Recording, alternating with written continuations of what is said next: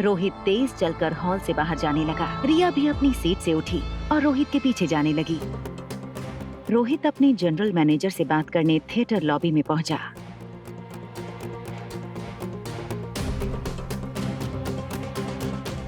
ये आर्यन क्या कर रहा है? ओह माय गॉड, डैड देख लेंगे तो गड़बड़ हो जाएगी।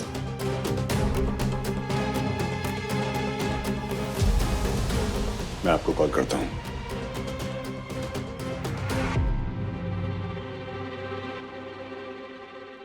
आर्यन, तुम यहाँ क्या कर रहे हो?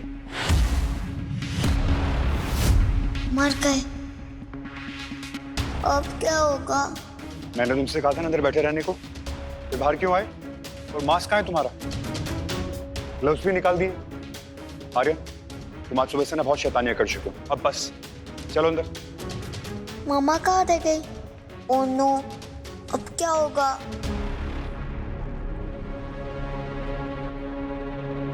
रिया,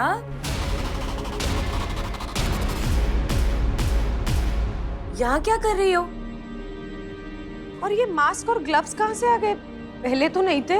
रिया ने बड़ा ही स्मार्ट आंसर दिया। वो मामा, मुझे अभी रियलाइज हुआ कि मुझे ग्लव्स और मास्क पहनने चाहिए। दरअसल मैं सब कुछ घर से लेकर ही आई थी और वो मुझे ये भी जानना था कि आप मुझे मास्क में पहचान सकते हैं या नहीं।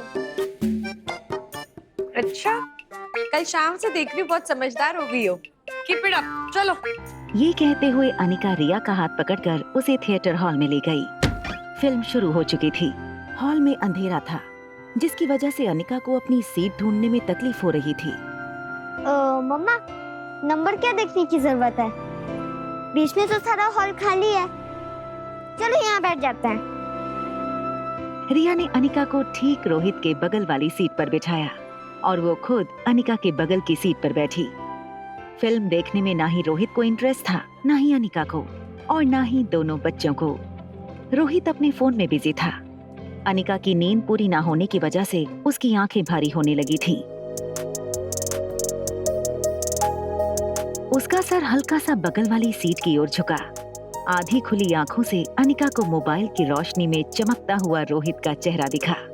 ये देखकर अनिका मन ही मन मुस्कुराने लगी। उसे लगा इस आदमी की पर्सनालिटी का ऐसा प्रभाव हो रहा है उस पर कि अब नींद में भी उसे रोहित का चेहरा नजर आ रहा था। थोड़ी देर बाद अनिका गहरी नींद में सो गई। दोनों बच्चे एडवेंचर एक्सपेक्ट कर रहे थे, लेकिन ऐसा कुछ नहीं हो रहा था। मम्मा तो सो गई, अब क्या करें? एक आइडिया है, डैड को चिमटी काट।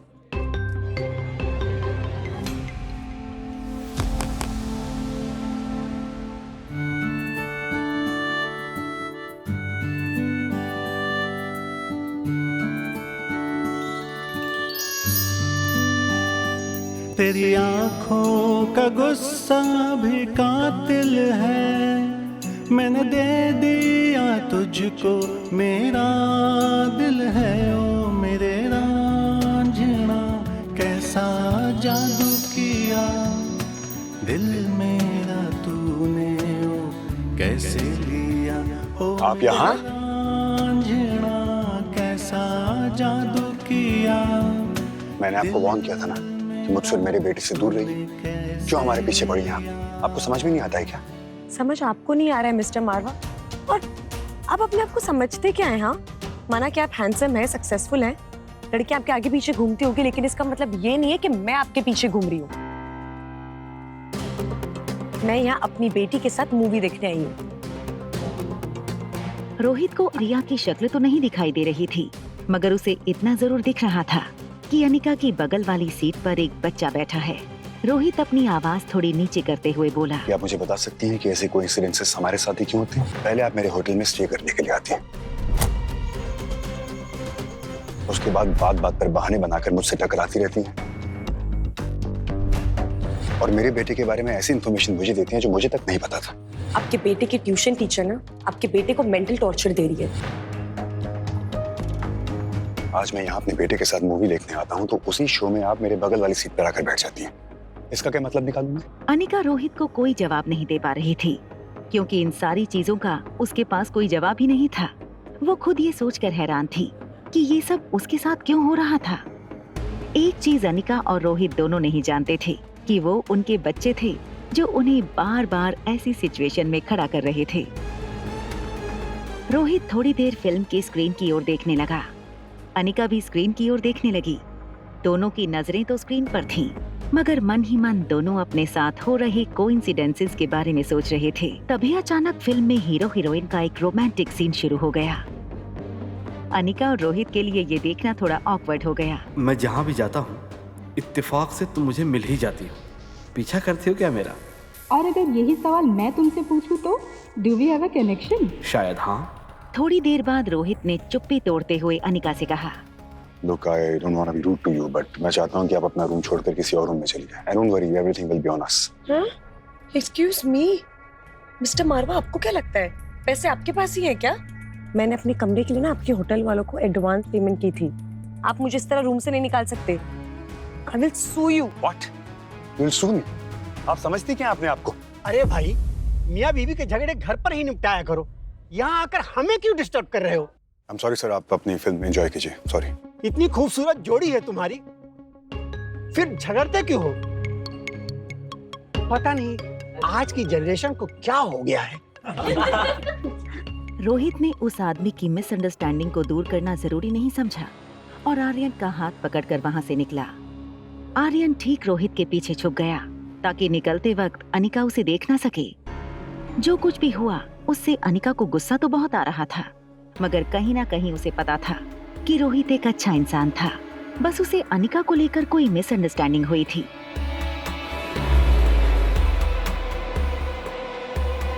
अपने स्वीट के पास पहुंचते ही रोहित ने अपने बॉडीगार्ड को वापस जाने का इशारा किया। रोहित ने अंदर जाने से पहले मुड़कर स्वीट नंबर 2402 की ओर देखा, फिर कुछ सोचकर अंदर चला गया।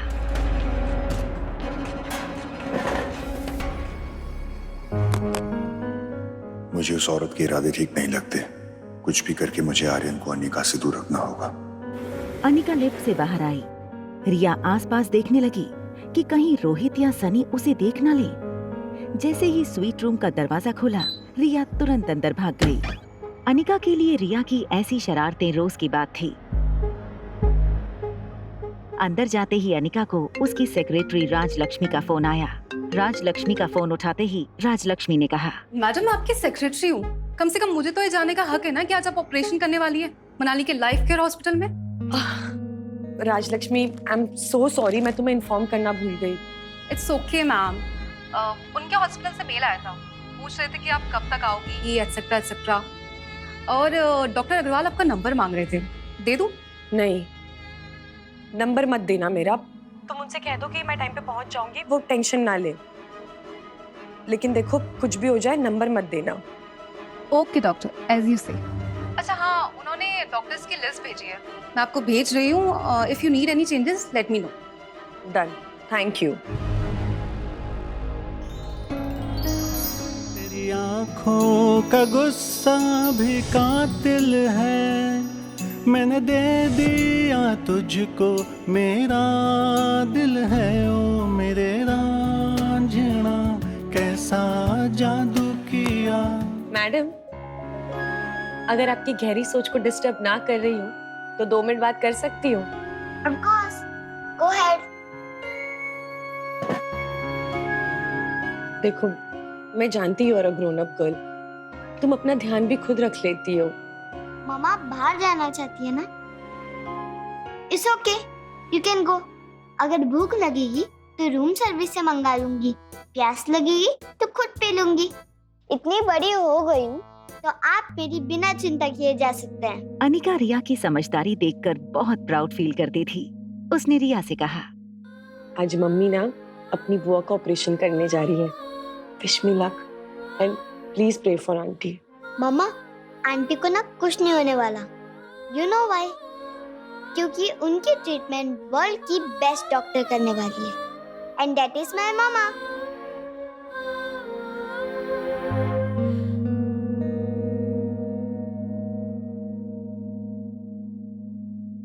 अनिका ने अभी ये सोचा नहीं था कि वो किस तरह बुआ का ऑपरेशन करेगी बिना किसी को ये पता चले कि अनिका ही डॉक्टर अमृता थी। अनिका किसी तरकीब के बारे में सोचने लगी। तभी उसके मोबाइल पर डॉक्टर अमृता के अकाउंट में एक मेल आया। राज लक्ष्मी ने उसे असिस्टेंट डॉक्टर्स की टीम की एक लिस्ट भेजी थी, जिन डॉक्टर्स के साथ मिलकर अनिका को ज्योति बुआ का ऑपरेशन करना था। लिस्ट में कामिनी गुलेरिया का भी नाम शामिल था।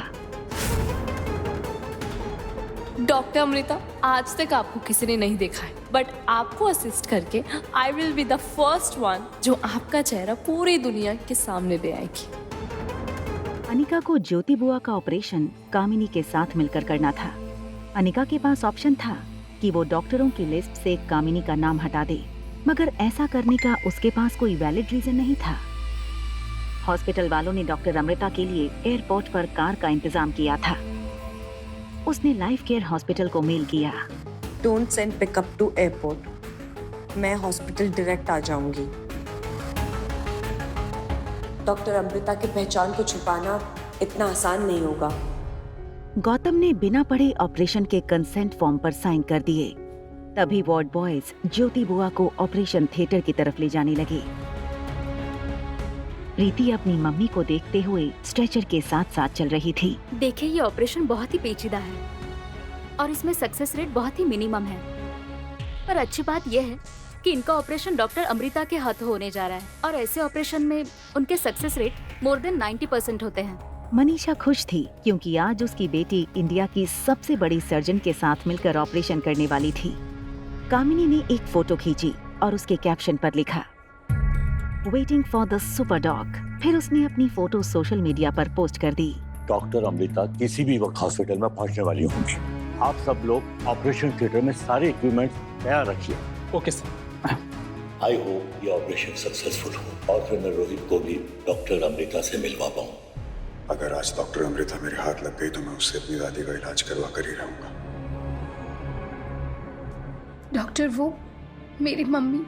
प्रीति, you are a brave girl. बस तुम्हें इतना याद रखना है कि इस वक्त तुम्हारी मदर को जिस चीज की सबसे ज्यादा जरूरत है वो है तुम्हारा विश्वास। और हम डॉक्टर हैं ना, हमसे जितना भी हो सकेगा हम कोशिश करेंगे। एक्सक्यूज मी सर, क्या मैं डॉक्टर अमृता के साथ एक सेल्फी ले सकती हूँ? It will be great honour for me. और आखिर वो मेरी वजह से यहाँ आ रही है, राइट? श्योर, लेकिन आपको परमिशन मुझसे नहीं, डॉक्टर अमृता से लेनी होगी। या श्योर। डॉक्टर अमृता आई नहीं अब तक। अभी उनका मैसेज आया कि वो आने ही वाली। लगता है डॉक्टर अमृता आ गई। अब यही मेरी माँ की जान बचा सकती है।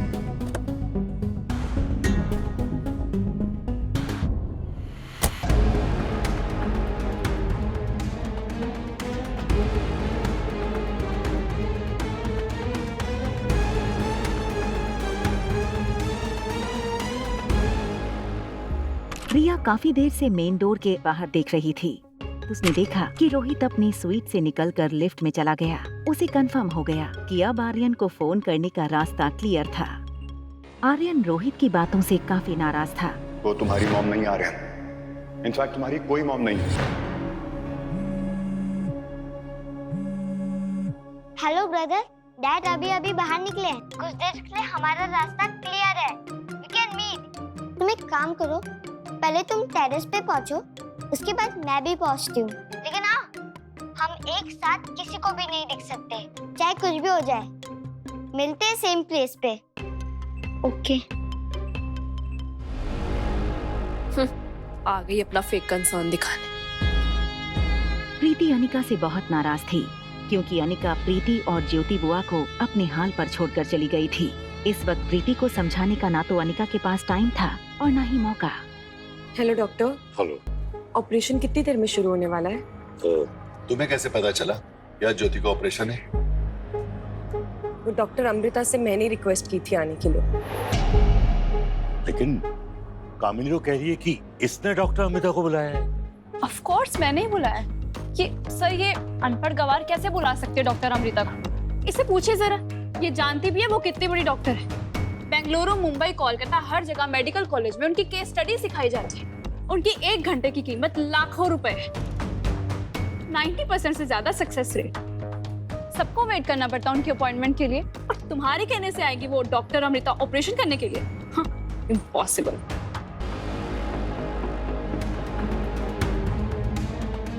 अनिका, तुम एक काम करो, डॉक्टर अमृता को तुमने मैसेज किया था ना, वो मैसेज हमें दिखा दो तो हमें यकीन हो जाएगा कि तुम सच बोल रही हो। अनिका इस वक्त किसी बात का जवाब नहीं देना चाहती थी। उसका पूरा ध्यान ज्योति बुआ के ऑपरेशन पर था। अनिका किसी से बिना कुछ कहे ऑपरेशन थिएटर की ओर निकल गई। देखा तुमने अपनी अनिका दीदी को? सबके सामने झूठ पकड़ा गया ना उसका। हम तो कहते रहे तुमसे कि इस लड़की पे विश्वास मत करो मत करो, पर तुम और बुआ मेरी बात कहाँ ही मानते थे। जाने भी दो कामिनी, बुरा वक्त है। आखिर बुरे वक्त में प्रीति और तेरी बुआ के साथ कौन खड़ा रहेगा? हम ही खड़े रहेंगे ना।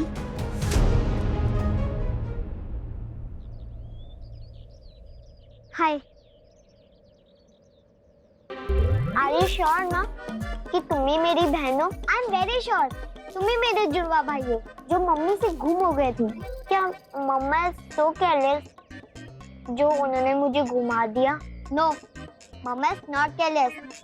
हो सकता है कि तुम्हें गुंडों ने छीन लिया हो या तुम्हें डैड ने छीन लिया हो। No, dad is not a thief. कुछ देर एक दूसरे की तरफ उंगली ऊंची रखने के बाद दोनों बच्चों ने सीज फायर का ऐलान करते हुए अपनी अपनी उंगलियां नीचे कर ली। आर यू श्योर ना कि हम ही भाई बहन हैं? अगर हम भाई बहन नहीं हैं, तो फिर हमारी शक्ल एक दूसरे से कैसे मिलती है? तुम्हारे आँख मम्मा जैसी और मेरी ना डैड जैसी, और तुम्हारी हरकतें मम्मा जैसी और मेरी कुछ कुछ डैड जैसी। तुम्हारे डैड मेरे ही डैड और मेरी मम्मा तुम्हारी मम्मा। कोई तो मस्ती है जो हमें सॉल्व करनी है, बट कैसे वो तो मुझे नहीं पता, लेकिन बस इतना पता है कि जिस गॉड ने हमें मिलवाया है वही गॉड इस मिस्ट्री को सॉल्व करेंगे।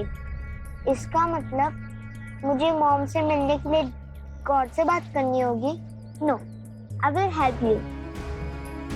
हम ऐसे करते हैं कि तुम एक दिन के लिए मेरी मम्मा के साथ रुको और मैं एक दिन फिर से तुम्हारे डैड के साथ रुकती हूँ। Okay, high five. अनिका जानती थी कि अगर नर्स स्टेशन जाकर उसने ऑपरेशन गाउन और मास्क पहन लिया तो कोई उसे पहचान नहीं पाएगा। लेकिन उसे इस बात का डर था कि अगर किसी ने उसे देख लिया तो ये राज सबके सामने खुल जाएगा कि अनिका ही डॉक्टर अमृता है। इसलिए ये काम उसे सबसे छुपा कर करना था, स्पेशली कामिनी से। अनिका तुरंत नर्स स्टेशन के अंदर गई। उसने देखा कि चेंजिंग रूम में कोई नहीं है।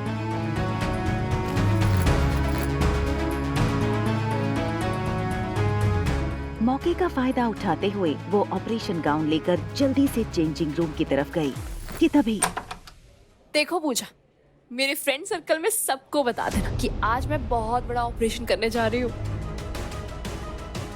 और हाँ, खास कुणाल को ये बात पता होनी चाहिए। और मैं तुम्हें ऑपरेशन कॉस्ट्यूम में फोटो खींचूंगी, सबको टैग करके पोस्ट कर देना, ठीक है? चलो मैं तुम्हें करती हूँ, I have to change. Okay,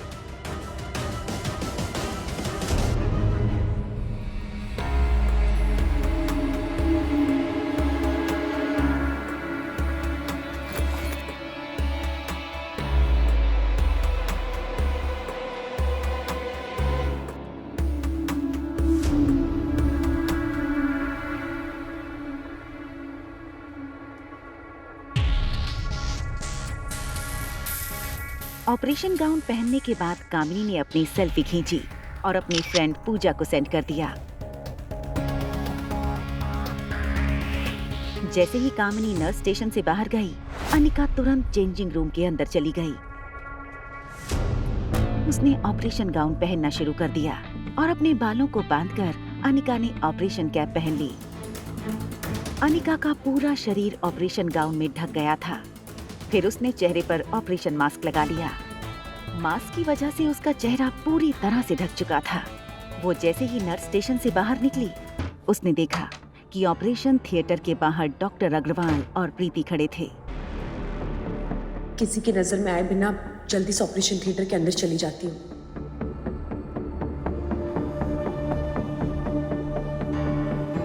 excuse me, आप कौन? Please show me your ID.